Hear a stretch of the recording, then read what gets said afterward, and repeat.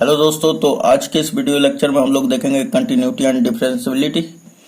और हमने पिछले वीडियो में 5.5 का पूरा बेसिक के साथ साथ उसका जो कॉन्सेप्ट लगेगा मतलब सवाल में, वो सारा हमने डील कर दिया है। तो आज के इस वीडियो लेक्चर में हम लोग 5.6 देखेंगे। और सबसे पहले इसमें जो दिया हुआ है निर्देश उसको पढ़ेंगे, उसके बाद करेंगे। लेकिन इससे भी पहले ये जो है आपका अवकलन या अवकलज हम कह लें, तो ये थोड़ा सा अलग टाइप का है। तो इसके लिए कुछ बेसिक जानकारी हमें जानना बहुत ज़रूरी है, जो कि इसको बनाने में, सॉल्यूशन करने में बहुत ही आसानी कर देता है ना। तो देखिए, सबसे पहले हम लोग पढ़ेंगे अभी कि फलनों के प्राचलित रूपों के अवकलज। तो यहाँ पर एक बात आ जाता है कि प्राचलित रूप क्या होता है ना, और अवकलज का तो बात सुना हुआ है। तो चलिए प्राचलित रूपों के बारे में हम लोग, प्राचलित रूपों का जो अवकलन होता है वो क्या होता है उसके बारे में हम लोग जानते हैं। तो सबसे पहले उसके बारे में थोड़ा सा हम डिस्कस कर लें। तो यहाँ पर देख सकते हैं कि फलनों के प्राचलित रूपों के अवकलज, इसके बारे में सबसे पहले हम लोग जानकारी ले लेते हैं कि भाई इसमें एक चीज आता है हमारा प्राचल आता है, प्राचल वर्ड आता है, ठीक, जो कि आपको दिक्कत ला सकता है, जिसे हम लोग इंग्लिश में पैरामीटर भी कहते हैं, पैरामीटर। तो ये क्या चीज होता है हमारा पैरामीटर, क्या होता है, या प्राचल क्या होता है। प्राचल कहा जाता है, ध्यान दीजिएगा, प्राचाल नहीं कहा जाता है, प्राचल कहा जाता है, ठीक दोस्तों। तो इसे इस तरह लिखा जाता है। अब देखिए यहाँ पर कि सबसे पहले कि प्राचल होता क्या है, इसके बारे में हम लोग जानते हैं। तो मान लीजिए कि कभी कभी दे दिया जाता है कोई दो चर x और y, और इन दोनों में कभी कभी क्या होता है कि संबंध नहीं पता लगता है। जो संबंध बनता है वो स्पष्ट भी नहीं होता है और ना ही अस्पष्ट होता है, ठीक। कभी कभी क्या होता है कि x और y दो चर दिए रहते हैं और इन दोनों के संबंधों के बारे में न तो स्पष्ट होता है, न ही अस्पष्ट होता है। तो स्पष्ट करने के लिए हम एक तीसरा चर लाते हैं इन दोनों में, और वो एक तीसरा चर ही हमारा क्या कहलाता है, प्राचल कहलाता है, जिसे हम लोग पैरामीटर कहते हैं, ठीक। तो फिर कैसे वो तीसरा चर आएगा, तो यहाँ पे देखिए कि तीसरा चर जैसे कि हमारा दे दिया कि x बराबर a cos थीटा और y बराबर दे दिया a sin थीटा। तो यहाँ पर ध्यान दीजिएगा कि a हमारा कांस्टेंट फंक्शन है, यानी कि अचर है, और यहाँ पर भी अचर है। x एक चर है, y भी एक चर है। यहाँ पे जो थीटा है ना, यहाँ पे थीटा, यही हमारा क्या कहलाएगा, पैरामीटर। ये तीसरा चर का काम करेगा, ओके। अच्छा, फिर से और भी देख लेते हैं हम लोग एग्जांपल। जैसे कि हमारा दे दिया एक और x बराबर, ये हमारा दे दिया कि x बराबर 280 स्क्वायर और y बराबर a t⁴। अब यहाँ पर ध्यान दीजिएगा कि यहाँ पर x और y दो चर है, और 2a और यहाँ पर a जो है कांस्टेंट फंक्शन है ना, कांस्टेंट है। तो ये तो इसका तो बात ही नहीं करना है। तो यहाँ पे देखिए एक तीसरा चर आ रहा है, t⁴ है, और यहाँ पे t⁴ है। तो ये जो t होता है ना, यही हमारा क्या कहलाता है, प्राचल कहलाता है। क्या कहलाता है, पैरामीटर। तो अब बात उठता है कि तो इस पर आप dy/dx कैसे ज्ञात करेंगे, है ना। तो इसमें संबंध कैसे बनाया जाता है, तो जो हम संबंध बनाते हैं वो हमारा प्राचलित रूप में व्यक्त करना कहलाता है, वो संबंध, ठीक। किस रूप में, तो प्राचलित रूप में। जो हम लोग इसमें संबंध बना लेते हैं तो वो क्या कहलाता है, हमारा प्राचलित रूप में व्यक्त करना कहलाता है, ठीक। तो ये था कुछ हमारा इसमें का बेसिक। अब चलते हैं सीधे प्रश्न संख्या पहला पर। तो ये प्रश्न संख्या हमारा पहला। तो क्वेश्चन को करने से पहले सबसे पहले इसमें का स्टेटमेंट पढ़ लेंगे। बोला कि यदि प्रश्न संख्या 1 से 10 तक में x तथा y दिए समीकरणों द्वारा एक दूसरे से प्राचलित रूप में संबंधित हो, तो प्राचलों का विलोपन किए बिना dy बाई dx ज्ञात कीजिए। यानी कि यहाँ पे जो प्राचल दिया हुआ है हमारा, इन सभी का हम लोगों को विलोपन नहीं करना है और बिना विलोपन के ही आपको इसका dy बाई dx ज्ञात करना है। तो इसमें देखिए पहला प्रश्न दे चुका है हमारा कि x बराबर 2at स्क्वायर और y बराबर दिया है 8t टू द पावर 4 है। तो सबसे पहले हम लोग लिख लेंगे कि चूंकि दिया है, यहाँ पे आप देख सकते हैं हमने लिख दिया है कि चूंकि दिया है x बराबर 2at स्क्वायर और y बराबर 8t टू द पावर 4 है। तो सबसे पहले क्या करेंगे, आप देखिए कि इससे कैसे हम लोग ज्ञात करते हैं dy बाई dx। तो यहाँ पे जो हमारा पैरामीटर दिया होता है ना, उसी के सापेक्ष हम लोग अवकलन करते हैं। तो यहाँ पे t दिया हुआ है तो t के ही सापेक्ष करेंगे। तो यहाँ पे लिखेंगे t के सापेक्ष अवकलन दोनों तरफ करने पर। तो इस बात को लिख लेते हैं हम लोग। तो हमने यहाँ पे लिख दिया t के सापेक्ष दोनों तरफ अवकलन करने पर। तो चलिए अब लगा देते हैं। तो t के सापेक्ष करना है तो ध्यान रखिएगा कि जो t होगा नीचे हो जाएगा, है ना। तो ये इस प्रकार होगा हमारा। तो यहाँ पर देखिए हम लोग लिखेंगे dx अपॉन dt, फिर बराबर, अब देखिए ये कांस्टेंट फंक्शन है 2a, तो चलिए इसको लिख ही लेते हैं। 2at टू द पावर 2 है, अपॉन में क्या हो जाएगा, t के सापेक्ष कर रहे हैं ना तो अपॉन में dt।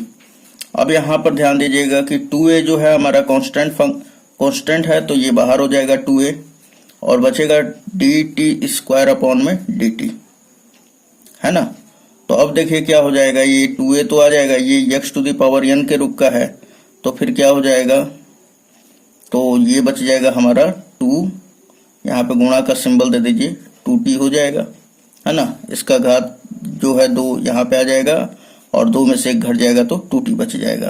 तो अब 2 का गुणा 2 में होगा तो क्या हो जाएगा, तो ये dx अपॉन, अब ये जो dt आएगा ये हो जाएगा हमारा 4, 2 दूना 4 और ये 80। ओके, इसको समीकरण 1 करके छोड़ देंगे। उसके बाद देखिए अब y का हम लोग अवकलन करेंगे t के सापेक्ष, तो यही वाला बात जो है यहाँ पर भी लिखेंगे, है ना। तो चलिए इसका भी कर लेते हैं। तो अब यहाँ पे लिखेंगे कि चूंकि y बराबर क्या दिया हुआ है 8t टू द पावर 4, इसलिए दोनों तरफ अवकलन करेंगे हम लोग t के सापेक्ष। तो dy over dx, sorry dt हो जाएगा, t के सापेक्ष कर रहे हैं ना। एक कांस्टेंट फंक्शन है a बाहर और t टू द पावर 4 का करेंगे तो dt to the power 4 upon dt is equal to, ये a हो जाएगा और ये बचेगा हमारा 4 जो है ऊपर जो घात है वो नीचे आ जाएगा और इसके घात t के घात में से 1 घट जाएगा, क्या बच जाएगा 3। अब ये फाइनली क्या हो जाएगा हमारा 4at टू द पावर 3 हो जाएगा, है ना, 480 क्यू। उसके बाद इसको अच्छी तरह से लिख लीजिए, dy ओवर, यहाँ पे आप देख सकते हैं dt इज इक्वल टू क्या हो जाएगा 480 स्क्वायर, सॉरी 480 क्यू हो जाएगा। इसको समीकरण 2 कर लेंगे। अब देखिए हमें dy ओवर dx हमें ज्ञात करना है। तो चूंकि कैसे आ पाएगा dy ओवर dx, तो dy ऊपर रहना चाहिए और dx नीचे रहना चाहिए। तो अब बताइए समीकरण 2 में हम लोग 1 का भाग देंगे तभी तो हो पाएगा। यहाँ पे समीकरण 1 है और यहाँ पे दिया है dx अपॉन dt, और अगर हम लोग इसमें ये वाले से भाग दे रहे हैं तो dt कट जाएगा तो ऊपर dx आ जाएगा, नीचे dy आ जाएगा। जबकि इस तरह तो हम लोगों को लाना नहीं है, हमें क्या ज्ञात करना है, तो प्रश्न में कहा है कि dy बाई dx ज्ञात करना है। तो यहाँ पर लिखेंगे हम लोग कि समीकरण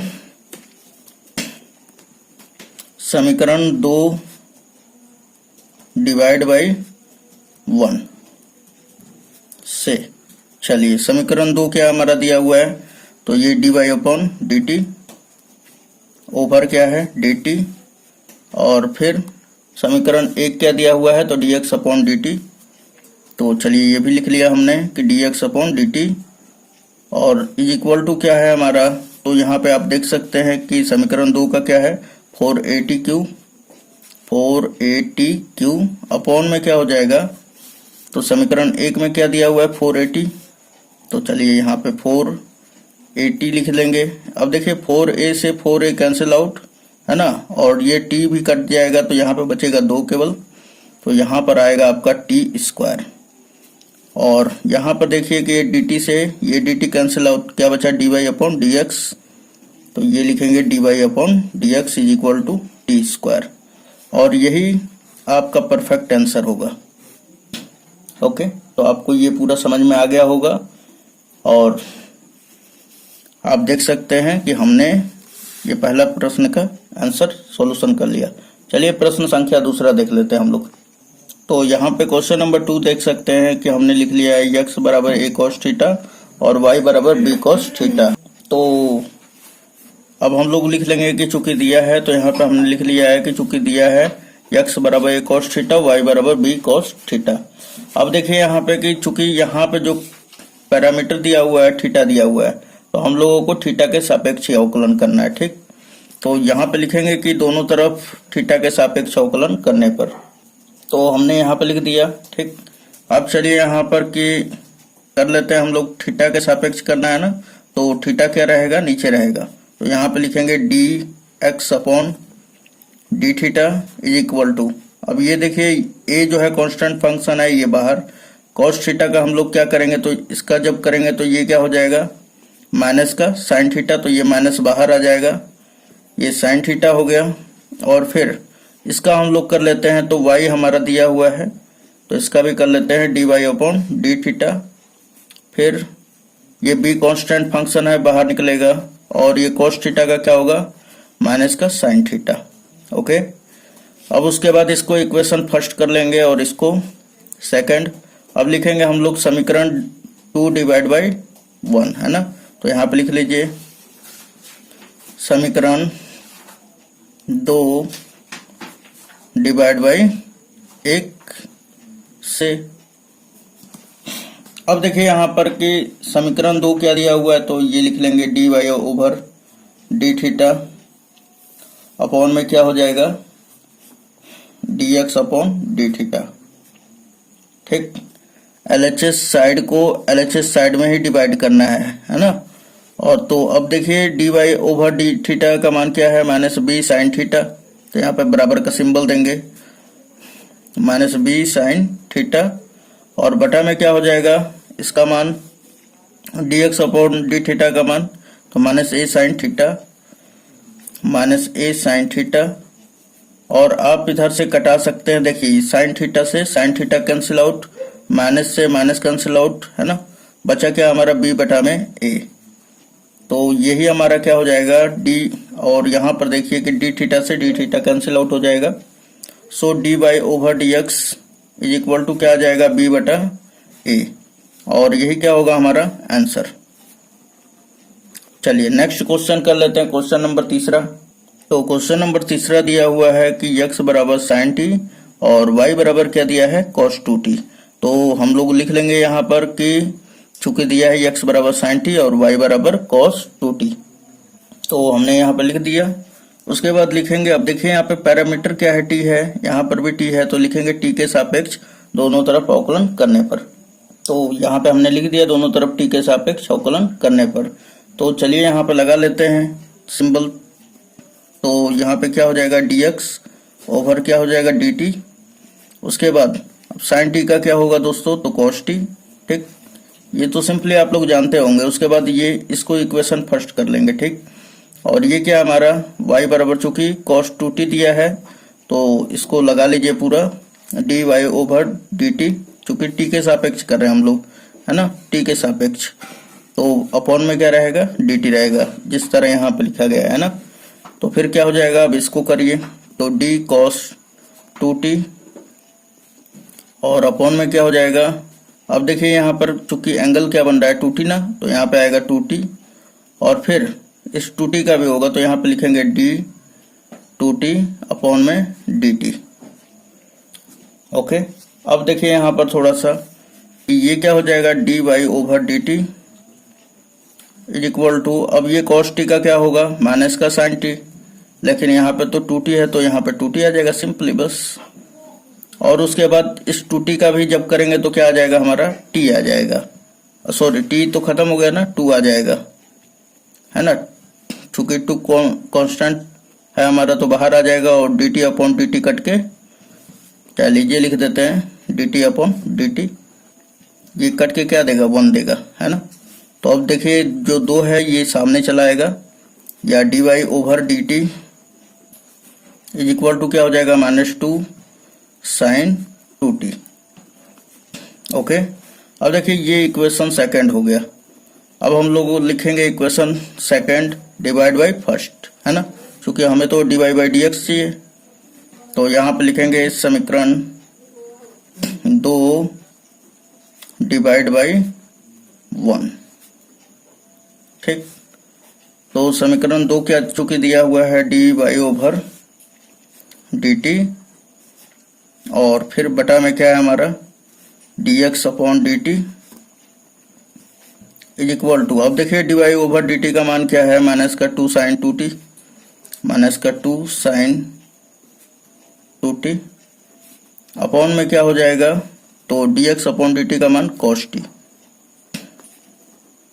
ओके, अब ध्यान दीजिएगा यहाँ पर कि ये -2 तो हमने लिख दिया, ये इतना ही पेंशन नहीं दिया हुआ, आगे भी इसको थोड़ा सा हल करना पड़ेगा। ठीक, साइन 2t बराबर क्या जानते हैं, साइन 2x बराबर फॉर्मूला, तो 2 sine x into cos X. उसी तरह साइन 2t बराबर क्या हो जाएगा, तो ये तो 2 है ही, और इसके बराबर हमारा फॉर्मूला होगा 2 sine t into cos t, और अपॉन में क्या हो जाएगा हमारा cos t तो दिया हुआ है ना। अब देखिए इस cos t से ये cos t कैंसिल आउट, अब ये 2 गुणा करेंगे तो 4 हो जाएगा -4, और ये बचा हमारा sin t। ओके, तो ये देखिए यहाँ पर कि ये dt अपॉन dt कट जाएगा, क्या बचेगा हमारा dy over dt, sorry dx। तो ये हमारा तीसरा का भी आंसर कंप्लीट हुआ। ठीक, चलिए क्वेश्चन नंबर नेक्स्ट देख लेते हैं हम लोग, क्वेश्चन नंबर 4। तो क्वेश्चन नंबर हमारा जो 4 है वो क्या दिया हुआ है, तो यहाँ पे प्रश्न संख्या 4 क्या दिया हुआ है, x बराबर 480 और y बराबर 4/t। तो इसका भी हमें ज्ञात करना है, तो अब तो आसान हो गया होगा, है ना। तो यहाँ पर देखिए कि सबसे पहले लिखेंगे कि चूंकि दिया है, और ये x बराबर y बराबर जो भी दिया है लिख लेंगे। तो यहाँ पर देख सकते हैं आपकी चूंकि दिया है x बराबर 40 और y बराबर 4/t। तो अब लिखेंगे t के सापेक्ष अवकलन करने पर, क्यों, क्योंकि पैरामीटर क्या है हमारा t है। तो यहाँ पे लिखेंगे t के सापेक्ष दोनों तरफ अवकलन करने पर, दोनों तरफ अवकलन करने पर ये चीज लिख लेंगे हम लोग, उसके बाद फिर कर लेंगे अवकलन। तो अब बताइए क्या हो जाएगा dx अपॉन dt पहला, है ना, इज इक्वल टू क्या हो जाएगा, ये 4 कांस्टेंट है बाहर, ये dt अपॉन dt हो जाएगा, क्योंकि t के सापेक्ष कर रहे हैं, किसके सापेक्ष, t के सापेक्ष। तो ये देखिए कट जाएगा, क्या बचेगा केवल 4। तो मीन्स यहाँ पे लिख देंगे कि dx अपॉन dt जो आया है हमारा क्या आया है 4 आया, इसको इक्वेशन फर्स्ट मानकर छोड़ देंगे। Now y is equal to क्या दिया हमारा, तो 4/t, ये देख सकते हैं आप 4/t। तो फिर से वही वाला t के सापेक्ष दोनों तरफ अवकलन करने पर, तो क्या हो जाएगा हमारा यहाँ पर कि dy over dt is equal to, ये 4 जो है कांस्टेंट फंक्शन है, तो ये बाहर हो जाएगा, d ओवर dt तो होगा ही, और जब 4 बाहर हो गया तो क्या बचा है यहाँ पे 1/t, तो यहाँ पे लिख लेंगे 1/t। अब ध्यान दीजिएगा दोस्तों, यहाँ पर थोड़ा सा 1/x का जो होता था हमारा अवकलन क्या होता है, ये u/v के रूप का है। तो इसका सिंपल सा आप याद करके रखेंगे, 1/x का क्या होता है -1/x² अवकलन, तो 1/t का क्या होगा -1/t²। तो यहाँ पर क्या आ जाएगा हमारा 4 तो है ही, और इसका आ जाएगा अवकलन पूरा का -1/t²। ठीक, ये देख सकते हैं आप। तो फिर हमारा क्या बचेगा dy over dt is equal to क्या हो जाएगा, तो ये माइनस पहले आ जाएगा 4/t²। ओके, अब देखिए यहाँ पर कि सिंपली इसको इक्वेशन सेकंड कर लेंगे, तो लिखेंगे समीकरण 2/1 से। तो समीकरण 2 क्या दिया हुआ है, तो dy ओवर dt अपॉन में क्या हो जाएगा dx अपॉन dt, है ना। समीकरण 2 में हम 1 से भाग कर रहे हैं। तो देखिए dy ओवर dt का मान क्या है, -4 अपॉन टी स्क्वायर, और बटा में हमारा dx अपॉन dt का मान कितना है, तो 4 है केवल, है ना। तो ये बटा में 1 छिपा हुआ है, तो ये पहला गुणे चौथा करेंगे तो ये 4 नीचे ही रह जाएगा, है ना। तो क्या हो जाएगा, -4 अपॉन टी स्क्वायर लिख लीजिए, और ये 1 ऊपर चला जाएगा और बटा में रहेगा 4। ये 4 से 4 कट गया, क्या बचेगा हमारा केवल, तो माइनस का 1 अपॉन टी स्क्वायर, और यही क्या होगा हमारा, यहाँ से dt कट जाएगा, यहाँ पे बचेगा dy upon dt dx is equal to -1 upon t square. तो यही हमारा आंसर होगा परफेक्टली, ठीक। तो उम्मीद है आपको समझ में आया होगा। तो चलिए नेक्स्ट वीडियो में मिलते हैं, धन्यवाद। और वीडियो आपको अगर पसंद आया हो तो प्लीज़ हमारे चैनल को सब्सक्राइब कर लीजिए, और वीडियो अच्छा लग रहा है तो लाइक ज़रूर कर दें, अपने दोस्तों में शेयर करें, ताकि उन लोगों के पास भी ये जो है हमारा परिश्रम या मेहनत कर लीजिए, चाहे जो भी आप समझ लीजिए, इसे आगे जरूर प्रमोट करें। और मिलते हैं नेक्स्ट वीडियो में। और ध्यान दीजिएगा दोस्तों, यहाँ पे 1 से 10 तक के प्रश्नों में हम लोगों को x और y का जो समीकरण दिया हुआ है उनमें हम 4 प्रश्न तक कर चुके हैं, और उम्मीद है कि ये पूरा का पूरा आपको समझ में आ गया होगा। तो यदि आपको समझ में आ गया है तो आगे क्वेश्चन लगाइएगा, अगर नहीं बनता है तो हमारे YouTube चैनल को सर्च कीजिएगा, YouTube पर my target by Maurya sir, my target by Maurya sir, ठीक। इसको बोल दीजिएगा केवल ना, तो फटाफट मैं चला आऊँगा आपके पास, और जितना कहिएगा उतना पढ़ाऊँगा, ठीक है। तो चलिए मिलते हैं नेक्स्ट वीडियो में, धन्यवाद।